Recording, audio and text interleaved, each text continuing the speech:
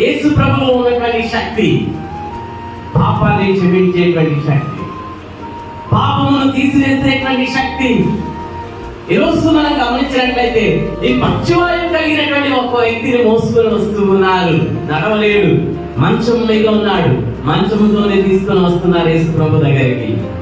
యేసు ప్రభుల దగ్గరికి తీసుకొని వచ్చినప్పుడు యేసు వారికి విశ్వాసాన్ని చూసి ఏం చెప్తున్నాడంటే, కుమారుడా, నీ పాపములు క్షమింపబడినది.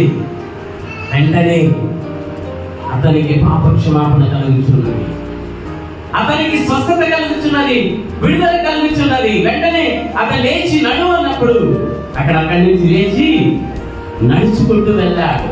ఎలా వచ్చాడు? మంచం మీద వచ్చాడు. వెళ్ళేటప్పుడు ఎలా వెళ్తున్నాడు? నడుచుకుంటూ వెళ్తున్నాడు. దేవుని యొక్క శక్తి పాపాన్ని క్షమించి విడుదలనిచ్చి స్వస్థతనిచ్చేటువంటి దేవుడిగా ఉంటూ ఉన్నాడు. హల్లెలూయా. ఈ ప్రభావాన్ని ప్రభువా నాకు ఇవ్వండి ప్రభువా, ఈ యొక్క క్షమాపణ శక్తిని నాకు ఇవ్వు ప్రభువా, పాపమును క్షమించండి, నాకు విడుదల ఇవ్వు ప్రభువా అని ఈరోజు నీవు అడిగినట్లయితే పునరుద్ధానపు శక్తిని ఈ విధముగా మనందరికీ కూడా ఆయన ఇచ్చేటువంటి దేవుడుగా ఉన్నట్లు దేవుడు మనకు జ్ఞాపకం చేస్తున్నాడు.